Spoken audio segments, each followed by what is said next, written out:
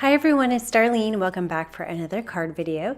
Today I'm using the My Favorite Things Whimsical Waves background along with my Prismacolor colored pencils. I just have the 25 pack. I'm using an extra long piece of Stampin' Up! Crumb Cake cardstock. I'm putting it in my MISTI and I'm going to stamp it with my waves going horizontal.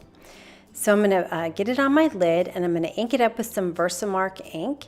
And then I'm going to sprinkle it with some white embossing powder. Now I used extra long cardstock so that I could trim it exactly where I wanted it. Here is my pencil sharpener. I thought it'd be fun to show you. I just grabbed it from one of my kids' art kits. So it's a very low budge pencil sharpener, but it works great. So I'm going to use the green, the red, and the white, and I'm just going to color my waves inside the waves. And you can see that the color goes on beautifully. It's nice and thick. You get really good coverage, and craft cardstock looks really great with colored pencils, even with the white. And you can actually use this white for like coloring in snowflakes for the holidays. It just is such a pretty look. Notice that I'm only coloring out to about 3 inches because I'm going to be trimming this out. So here I am finishing up this last set of waves here. I'm going to trim this to 2 7/8 by 5.5. I don't know why I picked 2 7/8. I just thought that would work really well because I just like the amount of space on the right and the left. So I'm going to mat this to some real red cardstock. I have just under 1/8 of an inch mat on either side. For my sentiment, I'm pulling from the Merry Messages set by Lawn Fawn. I have used this set so many times. There's a lot of really good sentiments in it for the holidays. I'm going to stamp it on some white cardstock with black VersaFine Onyx ink. And then I'm going to mat it to some real red cardstock just like I did with the waves. And I'm just measuring here with a pencil how much I need to cut of this red.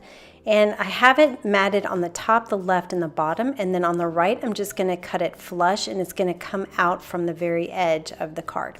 I bought this Doodlebug twine many years ago. It's a holiday themed set. I'm not sure you can get it anymore, but really I'm just using the red and white. I'm going to take a glue dot. I use my paper piercer and I'm going to place it where I want the center of my bow to be. And I'm sure you've seen me do this many times. It's the easiest way to tie a bow. So once I get my glue dot down, I'll tie my thread around and press it down where my knot is, and that allows it to stay in place while I tie my bow.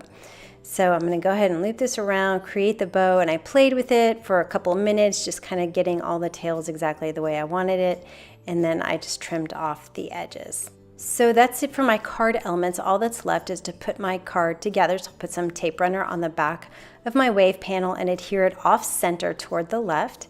And then I put some Scotch foam on the back of my sentiment. I'm going to line it up with the right edge of my card so that it hangs over my waves. And that is the card for today. So a pretty simple card. I really like the bold colors on the craft. They really stand out, especially with the white embossing powder. I hope you enjoyed that, and I will see you next time. Thanks for watching.